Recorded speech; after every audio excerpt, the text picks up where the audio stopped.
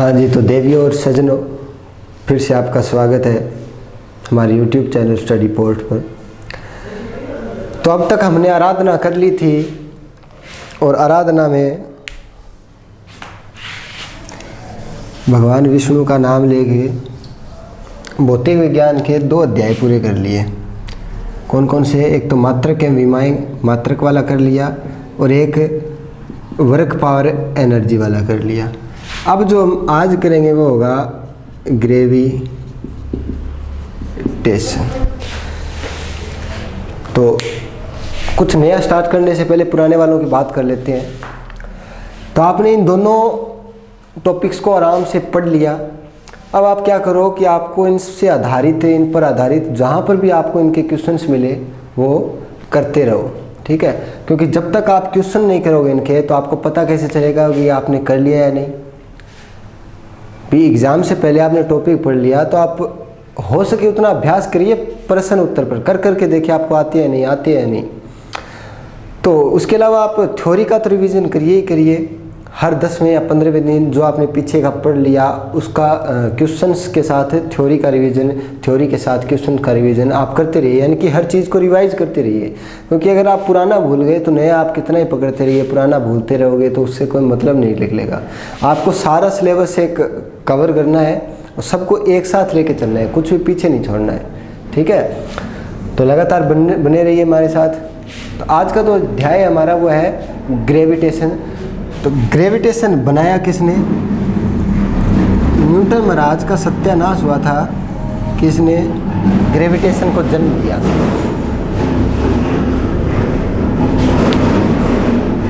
तो न्यूटन महाराज ने क्या किया? ग्रेविटेशन को बनाया। आपने सुना होगा न्यूटन एक बार एक पेड़ के नीचे बैठा था,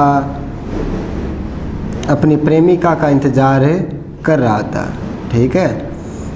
उसकी प्रेमिका तो आई नहीं, लेकिन वहाँ से एक, चूँकि जो पेड़ था वो सेब का था, एक सेब उसके सर पे आके गिरा और इसने दिमाग लगाया कि ये सेब है वो नीचे क्यों गिरा, ऊपर क्यों नहीं पड़ा। तो दिमाग लगने का कारण था इस बंदे की जो जीएफ थी वो नहीं आई थी। तो जीएफ हमारी जब छोड़ के चली जाए तो इसका मतलब शुभ संकेत है, वो वैज्ञानिक बनने वाले हैं। क्योंकि न्यूटन भी तभी वैज्ञानिक बना था। उसकी प्रेमिका है वो वहाँ नहीं आई, उस पर सेब गिरा, उसका माथा ठनका, उसने सोचा कि ये सेब नीचे क्यों गिरा, ऊपर क्यों नहीं गया। तो वहाँ से शुरुआत होती है न्यूटन के कारनामों की, और उसने भौतिक जगत में अपना इतिहास रच दिया। और सर्वप्रथम उसका जो हम अध्याय पढ़ेंगे वो होगा ग्रेविटेशन। ग्रेविटेशन हिंदी में इसको बोलते हैं गुरुत्वाकर्षण।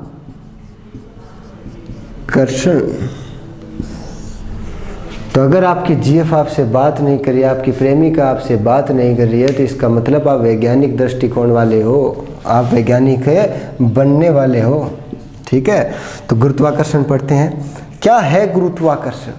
गुरुत्वाकर्षण है 2 द्रव्यमान युक्त पिंड, वस्तु कुछ भी ले लो लेकिन उसका द्रव्यमान होना चाहिए, कुछ भी ले लो। मान लो ये ए है और ये कोई दूसरा बंदा है, दोनों का कोई ना कोई द्रव्यमान है। इसका मान लो 5 kg मान लो और इसका 10 kg। तो कोई भी 2 द्रव्यमान युक्त पिंड, वस्तु, पदार्थ कुछ भी हो तो उनके मध्य एक आकर्षण बल कार्य करता है, और उसी आकर्षण बल को क्या कहते हैं? गुरुत्वाकर्षण बल। क्या कहते हैं कि यदि कोई 2 द्रव्यमान युक्त वस्तुओं के मध्य कोई आकर्षण बल लगे तो उसे हम क्या कहते हैं? गुरुत्वाकर्षण बल, ठीक है? तो ये राकेश है रीमा के करीब आएगा और रीमा राकेश के करीब आएगी, इसका मतलब क्या है? इनके बीच गुरुत्वाकर्षण नहीं भाई, करीब आने का मतलब इन दोनों के मध्य प्रेम संबंध है, ना कि गुरुत्वाकर्षण। यदि ये, ठीक है, तो कोई भी 2 द्रव्यमान युक्त वस्तुओं के मध्य क्या लगता है? गुरुत्वाकर्षण बल लगता है। तो इसे कहते हैं गुरुत्वाकर्षण बल। गुरुत्वाकर्षण बल का मान कैसे निकालेंगे? मान लो इन दोनों पिंडों के बीच की दूरी है r मीटर और इसका द्रव्यमान m, इसका भी द्रव्यमान m।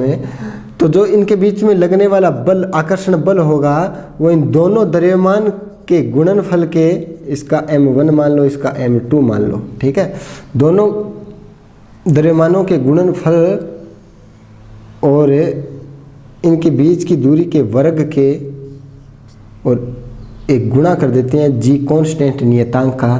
तो ये फॉर्मूला बनता है किसका, गुरुत्वाकर्षण बल का, जी m1 m2 upon r square. तो गुरुत्वाकर्षण बल की अगर हम परिभाषा देखें तो क्या होगी कि किन्हीं दो पिंडों के बीच कार्य करने वाला आकर्षण बल क्या होगा, गुरुत्वाकर्षण बल होगा। और इस g का जो नियतांक लिखा है g, इसका मान होगा 6.67 इंटू 10⁻11। ठीक है, तो ध्यान में ये रखना है कि दो द्रव्यमान युक्त वस्तुओं के मध्य क्या लगता है, एक आकर्षण बल है और जिसे हम कहते हैं गुरुत्वाकर्षण बल। तो द्रव्यमान में चाहे राकेश हो चाहे राकेश रीमा हो, तो दोनों के मध्य अगर आकर्षण बल लग रहा है तो इसका मतलब वो द्रव्यमान युक्त है और उनके बीच में गुरुत्वाकर्षण बल लग रहा है। तो यदि दो पिंडों में से यदि दो द्रव्यमान युक्त पिंड में से एक धरती हो, यानी कि इसका तो बहुत अधिक वजन हो गया, फिर एक धरती हो, तो इनके बीच में लगने वाले बल को बोलेंगे गुरुत्व बल। क्या बोलेंगे, गुरुत्व बल। और धरती क्या करेगी, इसको अपनी ओर खींचेगी। तो धरती, जब दो पिंडों में से एक पिंड धरती हो तो इनके मध्य लगने वाले बल को बोलेंगे गुरुत्व बल। और गुरुत्व बल द्वारा जो उत्पन्न त्वरण होगा, गुरुत्व बल द्वारा जो उत्पन्न त्वरण होगा उसे बोलेंगे गुरुत्वीय त्वरण। क्या बोलेंगे, गुरुत्वीय त्वरण। और इसे प्रदर्शित करते हैं जी से, जिसका मान होता है 9.8 मीटर पर सेकेंड स्क्वायर। बस ग्रेविटेशन ये याद रखना है, ग्रेविटेशन की खोज न्यूटन द्वारा की गई थी। गुरुत्वाकर्षण बल है, दो द्रव्यमान युक्त वस्तुओं के मध्य गुरुत्वाकर्षण बल कार्य करता है। और यदि दो द्रव्यमान युक्त वस्तुओं में से एक धरती है तो इनके मध्य लगने वाले गुरुत्वाकर्षण बल को हमें गुरुत्वीय बल कहते हैं। और गुरुत्वीय बल द्वारा उत्पन्न त्वरण को, गुरुत्वीय बल द्वारा उत्पन्न त्वरण को क्या बोलते हैं, गुरुत्वीय त्वरण। और गुरुत्वीय त्वरण को भैया जी से प्रदर्शित करते हैं, जिसका मान 9.8 मीटर पर सेकंड स्क्वायर होता है। तो बस आपको इतनी ही बातें याद रखनी है। इसके अलावा आप मान सकते हो, जैसे धरती है, धरती हर वस्तु को अपनी ओर खींचती है, चाहे वो हम हो और चाहे वो हमारी हो। धरती किसी को भी नहीं छोड़ती, सभी को अपनी ओर खींचती है। ठीक है, तो धरती का अपनी ओर खींचने का कारण क्या है, क्या कारण है भाई, हम पढ़ रहे थे गुरुत्वाकर्षण। ये हो गई हमारी धरती माता। तो धरती माता हर चीज़ को अपनी ओर, अपने केंद्र की ओर खींचती है, चाहे वो राकेश हो और चाहे वो हमारी प्यारी रीमा हो और चाहे हमारी प्यारी राखी हो, किसी को नहीं छोड़ती, सबको अपनी ओर खींचती है। तो धरती है, इसका कुछ ना कुछ द्रव्यमान होगा, कुछ ना कुछ नहीं भाई, बहुत अधिक द्रव्यमान होता है। धरती के मुकाबले राकेश, रीमा और राखी का द्रव्यमान बहुत ही कम होता है, बहुत ही कम। नॉर्मली होता क्या है, गुरुत्वाकर्षण बल में एक पिंड है, दूसरा पिंड है, इसकी स्थिति ये है, इसकी स्थिति ये, थोड़ी देर बाद ये यहाँ आ जाएगा और ये पिंड यहाँ, यानी कि दोनों एक दूसरे के करीब आते हैं। लेकिन इस केस में सिर्फ ये राकेश, रीमा और राखी ही धरती के करीब आएंगे, क्योंकि इनका धरती अपनी जगह से नहीं हिलेगी। इनके द्वारा जो गुरुत्वाकर्षण उत्पन्न गुरुत्वाकर्षण बल है वो धरती के मुकाबले बहुत ही कम होता है। इस कारण ये धरती की तरफ हमें आते हुए प्रतीत होते हैं, ना कि धरती इनकी तरफ जाती हुई। बस, तो यही है गुरुत्वाकर्षण बल। गुरुत्वाकर्षण बल का मान हम इसी सूत्र से निकालेंगे। जी एक वस्तु का द्रव्यमान, मान लो ये m1 है, ये m2 है, इनके बीच की दूरी r है, तो दोनों वस्तुओं के द्रव्यमान का गुणनफल और उनके बीच की दूरी का वर्ग, और गुणा कर देंगे एक गुरुत्वाकर्षण नियतांक, जिसका मान मैंने आपको बता दिया है, याद रखना है, डायरेक्ट पूछा जाता है, -11। बस यहाँ पर आपको इतना ही गुरुत्वाकर्षण के अंदर पूछा जाता है।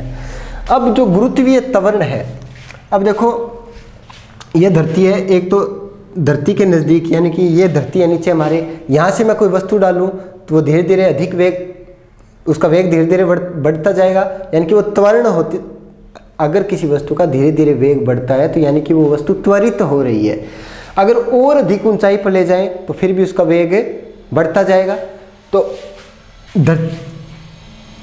धरती अपनी ओर 9.8 गुरुत्वीय त्वरण का मान बताया था मैंने आपको। गुरुत्वीय त्वरण कितना है? 9.8 मीटर पर सेकंड स्क्वायर पर सेकंड। वो 9.8 मीटर की पर सेकंड के वेग से उसको वेग बढ़ा देती है, ठीक है। तो धरती की तरफ अगर कोई आएगा तो उसका त्वरण क्या होगा? 9.8, जिसे क्या बोलते हैं? गुरुत्वीय त्वरण। अच्छा, ऊंचाई बढ़ने पर गुरुत्वीय त्वरण का मान कम होता है। आपको याद रखना है कि धरती का जो गुरुत्वीय त्वरण है उसका मान कहाँ कहाँ बढ़ता है और कहाँ कहाँ घटता है। अगर ऊंचाई बढ़ाएं, ऊंचाई अगर बढ़ेगी तो धरती का जो गुरुत्वीय त्वरण होता है ना, गुरुत्वीय त्वरण, त्वरण समझते हो क्या आप क्या होता है? चलो मैं आपको त्वरण बताता हूँ क्या होता है, इन सारी बातों को छोड़ दो। मान लो ये कोई गाड़ी है, इसका अभी समय है 0, मतलब ये विरामावस्था में है और इसका वेग भी क्या है? 0, ठीक है। अब थोड़ा सा धक्का दिया आपने, एक कंडीशन तो ये हमने धक्का देके छोड़ दिया, अब वो जैसे चल रही है वैसे चल रही है, ठीक है। अब एक कंडीशन तो ये है, दूसरी हम लगातार इसको धक्का देते जा रहे हैं, लगातार धक्का देते जा रहे हैं तो लगातार इसका वेग बढ़ता जाएगा। तो लगातार वेग कितना बढ़ता जाएगा? t बराबर 1 सेकंड पर इसका वेग हो गया 2 मीटर पर सेकंड, 2 मीटर पर सेकंड ये वेग हो गया। अब t बराबर 3 सेकंड पर देखें अपन, 2 सेकंड पर इसका वेग कितना हो गया? 4 मीटर पर सेकंड स्क्वायर, ठीक है। इसके बाद हम t बराबर 3 सेकंड पर देखें, इसका वेग हो गया 6 मीटर, यानी कि पर सेकंड देखो 2 मीटर ऐड हो रखा है, 2 की स्पीड पर सेकंड बढ़ रही है। यहाँ से सेकंड 1 बढ़ा, यहाँ से सेकंड भी 1 ही बढ़ा। इस स्थिति से इस स्थिति में 1 सेकंड बढ़ा, इस स्थिति थे इस स्थिति में भी 1 ही सेकंड बढ़ा, लेकिन वेग देखो 2 की दर से बढ़ रहा है। यहाँ 2, यहाँ भी 2 की दर से, यानी कि इसका जो त्वरण है, त्वरण को एक्सेलरेशन बोलते हैं इंग्लिश में, तो उसको डिनोट करते हैं ए से। त्वरण को किससे डिनोट करते हैं? ए से। यानी कि प्रति सेकंड किसी वस्तु का वेग किस दर से बढ़ रहा है उसे त्वरण कहते हैं। तो इसका त्वरण का मान कितना आ गया? 2 मीटर पर सेकंड स्क्वायर, ठीक है। तो इसे बोलते हैं त्वरण, यानी कि किसी वस्तु का जो वेग है वो किस दर से बढ़ रहा है उसे क्या बोलेंगे? त्वरण बोलेंगे सज्जनों। तो देवियों और सज्जनों, आपने त्वरण पढ़ लिया। किसी भी वस्तु में प्रति सेकंड उसके वेग में परिवर्तन की दर को क्या कहते हैं? त्वरण कहते हैं। तो इसी प्रकार गुरुत्वीय जो त्वरण होता है, धरती भी हमें हमारी ओर खींचती है लगातार। हमारा अगर ऊंचाई, अधिक ऊंचाई से गिराएंगे तो ज़्यादा वेग से आएंगे हम नीचे, कम ऊंचाई से आएंगे तो कम वेग से आएंगे। तो जो गुरुत्वीय त्वरण है वो होता है 9.8 मीटर पर सेकंड स्क्वायर, जो धरती का त्वरण है जिसे गुरुत्वीय त्वरण बोलते हैं, ठीक है। तो ये जो गुरुत्वीय त्वरण है ये धरती पर ऊंचाई पर जाने पर घटता है, अधिक ऊंचाई पर जाने पर घटता है, और धरती में अधिक गहराई में जाने पर भी घटता है।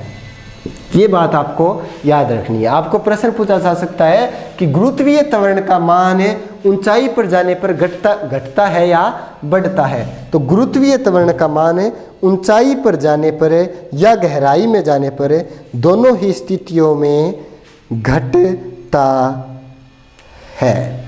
और अधिकतम कहाँ होता है? अधिकतम कहाँ होता है? जो अधिकतम गुरुत्वीय त्वरण होता है ना भाई, देवी जी इधर देखो रे, अधिकतम गुरुत्वीय त्वरण होता है ध्रुवों पर। ध्रुवों पर, ध्रुव किसे कहते हैं? ये धरती है, कहाँ है धरती? ये रही, ये रही, ये रही, मिल गई वह धरती, मिल गई। ये धरती है, ये इसकी अक्ष मान लो। अब धरती ऐसे ही तो घूमती है, मान लो इस अक्ष के प्रति ये घूम रही है इस प्रकार से, ठीक है।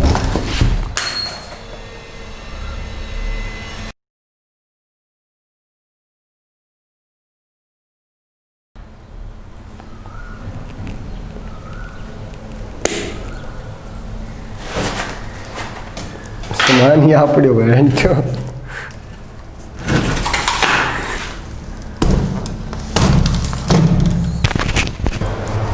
हाँ जी, नमस्कार दोस्तों, स्वागत आप सभी का फिर से हमारे चैनल पर। तो अंतिम पार्ट में हमने गुरुत्वाकर्षण पढ़ लिया था। कहाँ पढ़ लिया था? पूरा थोड़ी पढ़ लिया था, गुरुत्वाकर्षण पढ़ रहे थे, ठीक है। और गुरुत्व का थोड़ा बहुत ज्ञान लेके हमने दुकान को मंगल कर दिया था।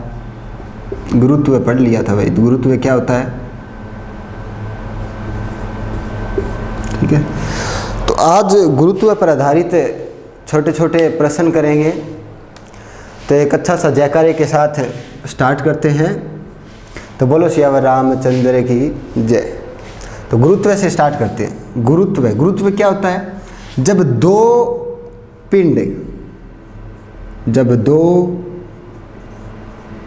पिंड द्रव्यमान युक्त पिंडों के मध्य आकर्षण की क्रिया संपन्न होती है, उसे गुरुत्वाकर्षण बल कहते हैं। और दो पिंडों में से यदि एक पिंड क्या हो, पृथ्वी हो, तो इनके मध्य कौन सा आकर्षण बल लगेगा, या लगने वाले बल को क्या बोलेंगे? गुरुत्व बल। और ये पृथ्वी इस पिंड को अपनी ओर एक त्वरण से खींचती है, जिसे कौन सा त्वरण बोलेंगे? गुरुत्वीय त्वरण। क्या बोलेंगे भाई? गुरुत्वीय त्वरण। गुरुत्वीय त्वरण को G से प्रदर्शित किया जाता है, जिसका मान 9.8 होता है। अगर इस पर आधारित कोई प्रश्न आपको पूछा जाएगा तो गुरुत्वीय त्वरण का मान आपको क्वेश्चन के अंदर दिया जाएगा, ठीक है।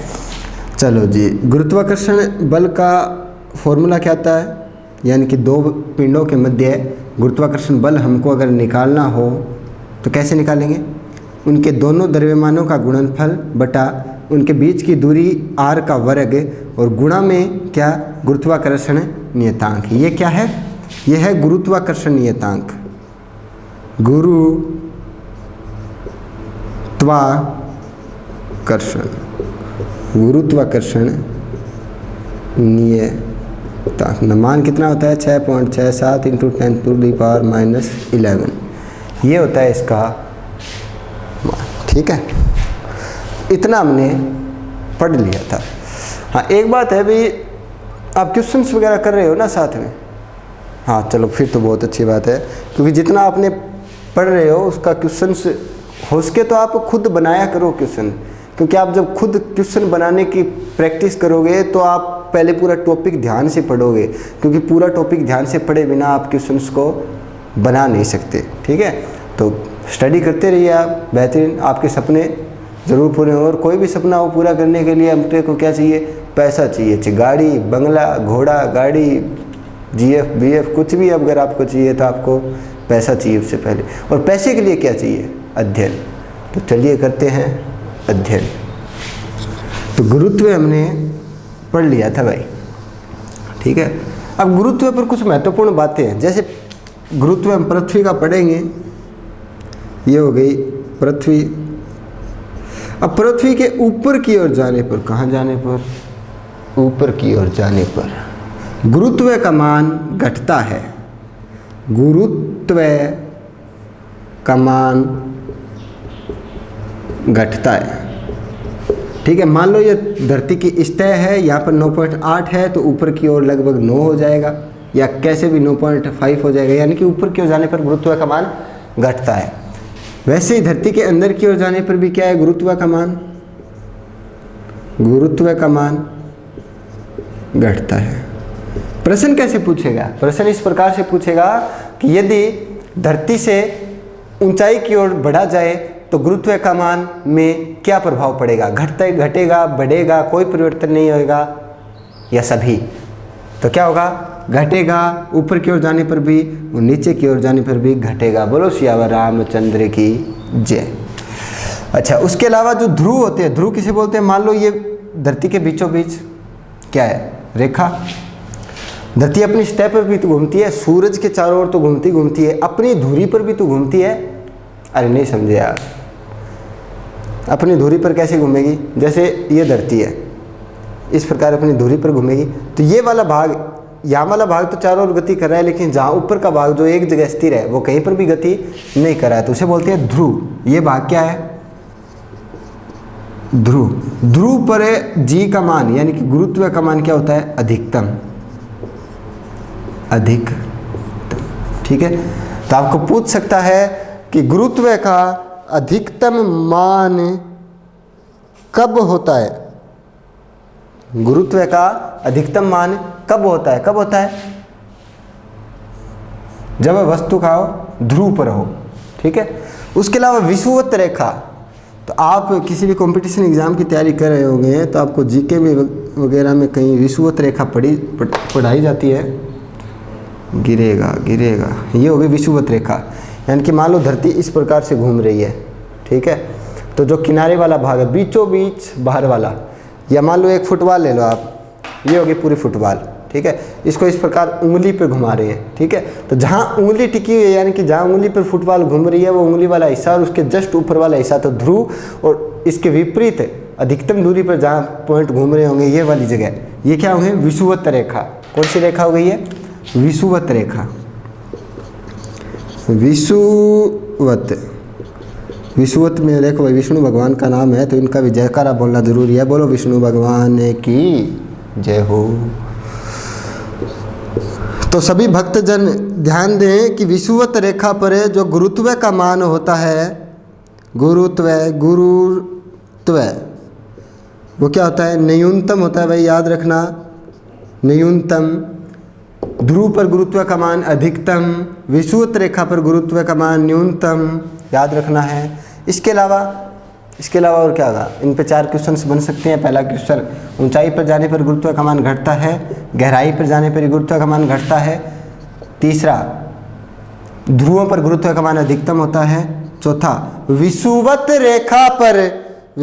रेखा पर गुरुत्व का मान न्यूनतम होता है। इसके अलावा एक प्रश्न और बनता है, पृथ्वी की घूर्णन गति बढ़ाने पर। कौन सा प्रश्न बनता है? घूर्णन गति। ये पृथ्वी क्या करती है? अपनी धुरी पर घूमती है ना इस प्रकार से।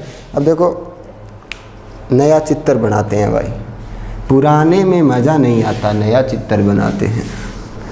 पुराना हो तो कुछ भी चीज़ों में मज़ा नहीं आता। पुराना चाहे फ़ोन हो चाहे पुराना आईफोन हो,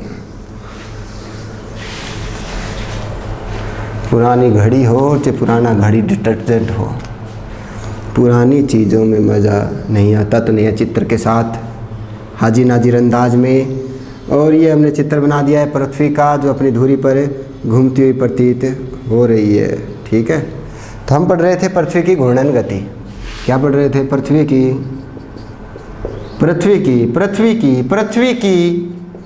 घूर्णन गति। घूर्णन गति जानते हो क्या होता है? घूर्णन गति और चक्री कटावा है घूर्णन गति। चक्री कटाना मतलब मैं अइया घूम जाऊँ यहाँ, तो चक्री काटना हो गया, ठीक है। ता घूर्णन गति यानी कि पृथ्वी को अगर तेज़ी से घूम जाए, अपनी धुरी पर जो पृथ्वी घूमती है वो बहुत अधिक तेज़ी से अगर घूमने लगे तो क्या प्रभाव पड़ेगा? यानी कि एक तो घूर्णन गति तेज हो तो गुरुत्व पर क्या प्रभाव पड़ेगा?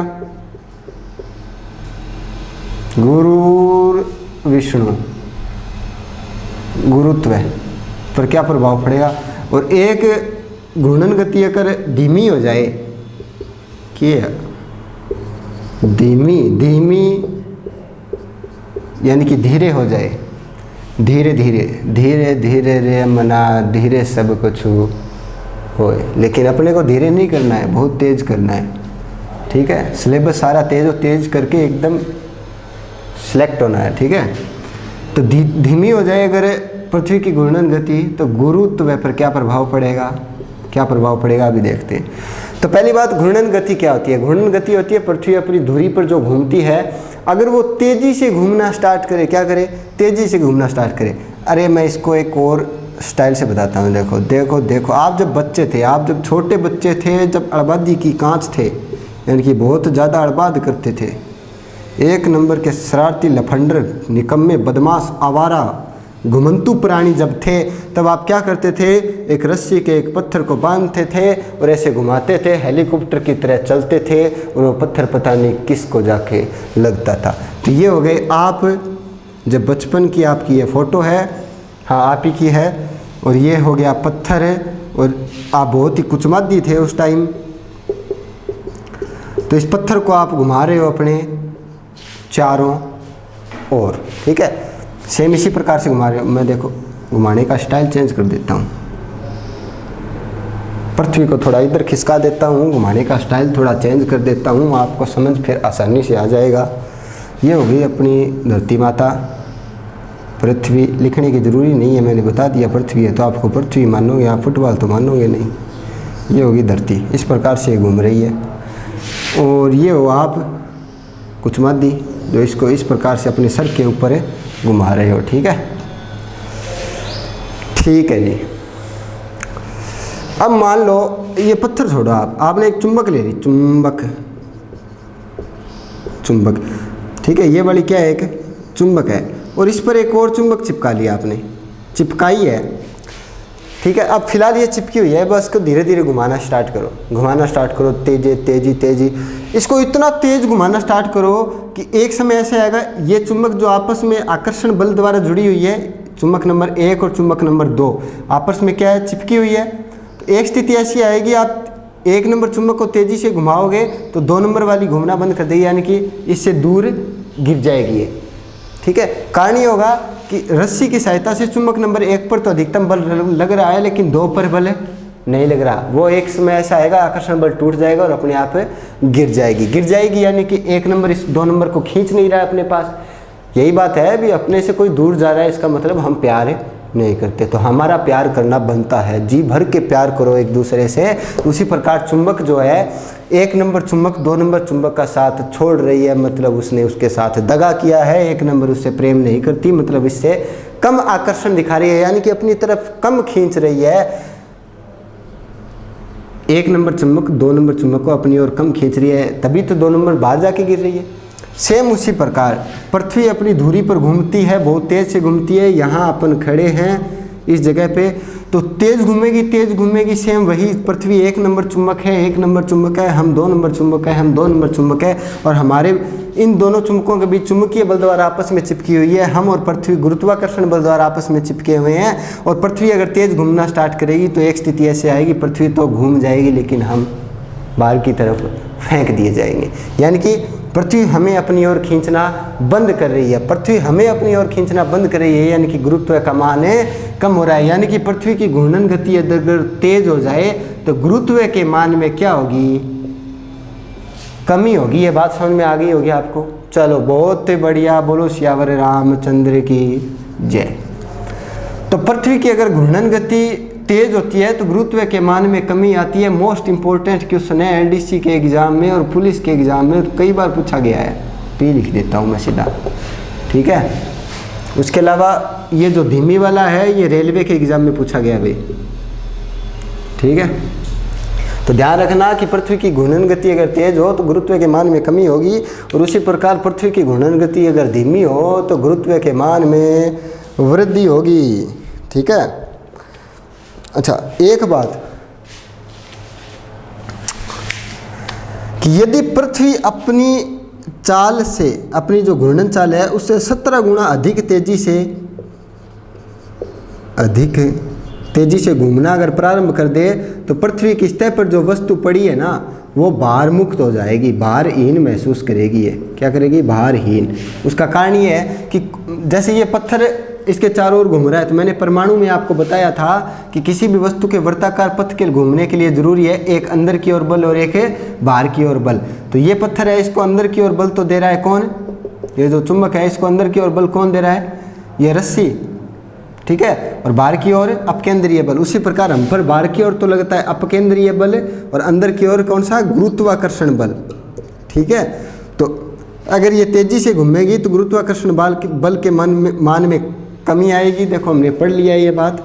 अगर ये धरती तेजी से घूमेगी तो गुरुत्वाकर्षण बल के मान में कमी आएगी तो इधर वाला बल कम होता जाएगा, बाहर वाला बचेगा, तो हम किधर की ओर जाके गिरेंगे, बाहर की ओर। और यदि ये धरती 17 गुना तेजी से अधिक घूमने लग जाए तो हम भारहीन महसूस करेंगे, यानी कि हमारा संपर्क धरती से टूट जाएगा, यानी कि गुरुत्व का मान क्या हो जाएगा, 0 हो जाएगा। बात समझ गए आप। चलो बहुत बढ़िया। तो आपको पूछा जा सकता है पृथ्वी की घूर्णन गति कितने गुना बढ़ाई जाए कि हम भारहीन महसूस करें? कितने गुना? 17 गुना। और उस स्थिति में, कौन सी स्थिति में? जब पृथ्वी अपनी कोणीय चाल से 17 गुना अधिक चाल से घूमने लगे, उस स्थिति में जो पूरा एक दिन है वो 24 घंटे से घटकर 1.4 घंटे का हो जाएगा।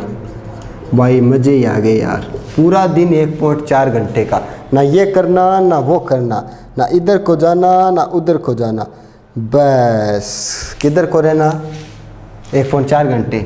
सो के उठे नहीं, उससे पहले वापस सो जाना। पूरा दिन कितने घंटे का हो जाएगा? 1.4 घंटे का। तो ये तो बस याद नहीं रखना है, बस इतना याद रखना है, अगर पृथ्वी अपनी चाल से 17 गुना अधिक तेज़ी से घूमना स्टार्ट कर दे तो क्या होगा? हम इस पृथ्वी की सतह पर अपने आप को भारी महसूस करेंगे। ठीक है, तो गुरुत्व पर आधारित इतने प्रश्न हो गए। अब गुरुत्व और लिफ्ट पर आधारित प्रश्न करते हैं।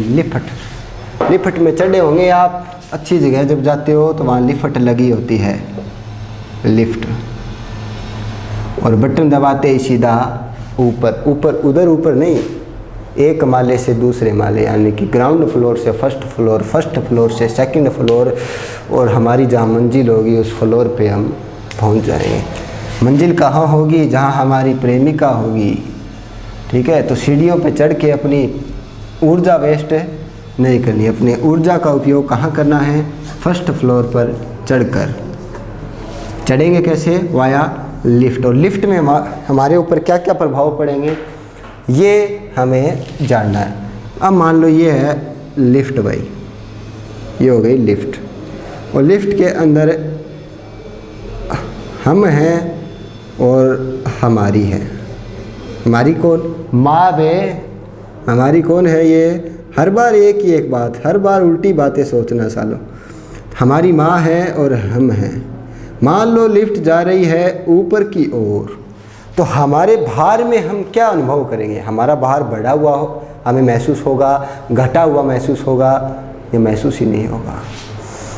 तो हम हैं और हमारी माँ हैं लिफ्ट में, और लिफ्ट ऊपर की ओर जा रही है, तो होगा क्या?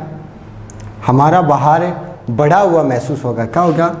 भार बढ़ा हुआ महसूस होगा।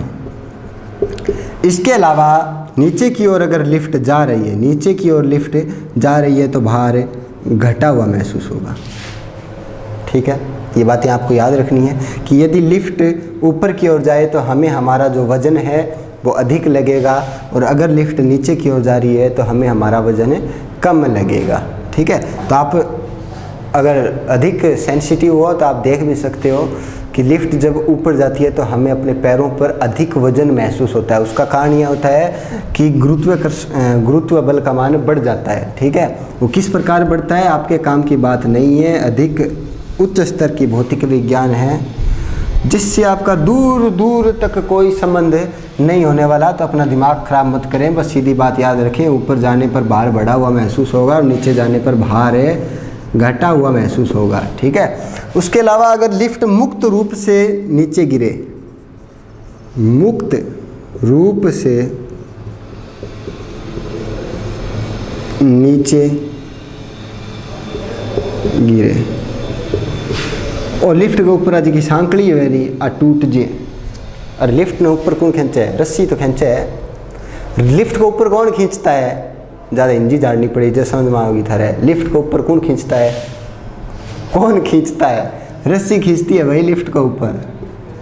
अगर ये रस्सी टूट जाए तो लिफ्ट मुक्त रूप से नीचे गिरेगी। वही बात है जब आप बचपन में थे और बचपन में आप जब बहुत कुछ मादी थे और आपके घर जब रेत की ट्राली आई हुई थी या तूड़ी आई हुई थी, तब आप छत से उस तूड़ी पर कूदते थे। जब कूदने की क्रिया संपन्न होती है, यानी कि छत से आपका संपर्क टूट जाता है और तूड़ी पर आप अभी तक पहुंचे नहीं हो, तो जब बीच में आपको अपना भार लगता है कि छत से कूदते हो, कहीं से भी कूदते हो, तो अपना भार हमें महसूस नहीं होता। उसी प्रकार हम जब मुक्त रूप से लिफ्ट में गिरते हैं तो हम भारहीन महसूस करेंगे, यानी कि हमें हमारा भार महसूस नहीं होगा। क्या होगा? हम भारहीन हो जाएंगे। ठीक है, उसके अलावा अगर लिफ्ट तेजी से नीचे गिरे, लिफ्ट नीचे की ओर त्वरित हो, जी गुरुत्व से अधिक त्वरित हो। लिफ्ट गुरुत्व से अधिक नीचे की ओर त्वरित हो, नीचे नीचे नीचे की ओर त्वरित हो तो क्या होगा, तो हमारा जो खोपड़ा है वो लिफ्ट की छत पे जाके धड़े और हमारा सर फूट जाएगा, माँ हमारी स्वर्ग सिधार जाएगी। ठीक है, तो लिफ्ट में माँ को लेके नहीं चढ़ने का, ओनली किसको लेके चढ़ने का। हाँ, अब की बार वही है जो आप सोच रहे हो, प्रेमिका। प्रेमिका नहीं, प्रेमिका को मार के खुश नहीं होते लोग, वाइफ को।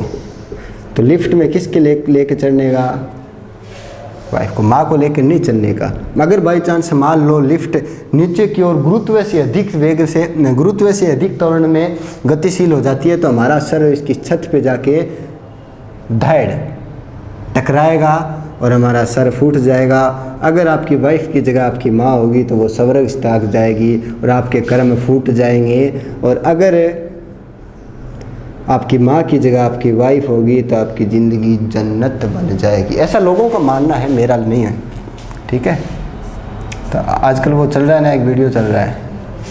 कौन सा वीडियो? हाँ, आप तो पता है मेरे को कौन से वीडियो देखते हो। अच्छे वीडियो तो आप देखते ही नहीं कभी, तो यही बस कौन जीता कौन हारा, किसके बीच में लड़ाई होगी, ये वाली देखते हो। चलो जैसा भी है, लिफ्ट वाले ये पर्सन याद रखना है कि लिफ्ट अगर ऊपर की ओर जाए तो हमें बाहर बढ़ा हुआ महसूस होता है, नीचे की ओर आए तो हमें बाहर घटा हुआ महसूस होता है। मुक्त रूप से अगर लिफ्ट गिरे, यानी कि लिफ्ट की रस्सी अगर टूट जाए तो हमें हमारा भार महसूस नहीं होता। इसके अलावा अगर गुरुत्व से अधिक त्वरण से नीचे की ओर गतिशील हो अगर लिफ्ट, तो क्या होगा, हमारा ढोबरा फूट जाएगा, माँ स्वर्ग सिधार जाएगी, और पत्नी अगर होगी तो क्या होगा, हमारी ज़िंदगी जन्नत बन जाएगी, जैसा कि लोगों का मानना है। तो इस बात से महत्वपूर्ण बात यह है कि लिफ्ट में लेके हमें अपनी माँ के साथ नहीं जाना चाहिए। ठीक है, तो लिफ्ट वाले सारे प्रश्न कंप्लीट हो जाते हैं। इसके अलावा जो ग्रहों की गति पढ़ेंगे, ग्रहों की गति, ग्रहों की गति, ग्रहों की गति में क्या पढ़ेंगे, केपलर नियम। और भाई ये केपलर नियम इतना धांसू है, इतना ज़बरदस्त है। केपलर के अंदर पे एक पूरे प्रेमिका की संपूर्ण लव स्टोरी है, ज़मीन से लेके छत तक की। तो नेक्स्ट पार्ट में हम पढ़ेंगे भाई ग्रहों की गति या केपलर का नियम। तब तक के लिए अध्ययन करते रहिए आप। ठीक है, तो आज का जो जगराता है वो यहीं पर समाप्त होता है। ठीक है, धन्यवाद, पढ़ते रहिए।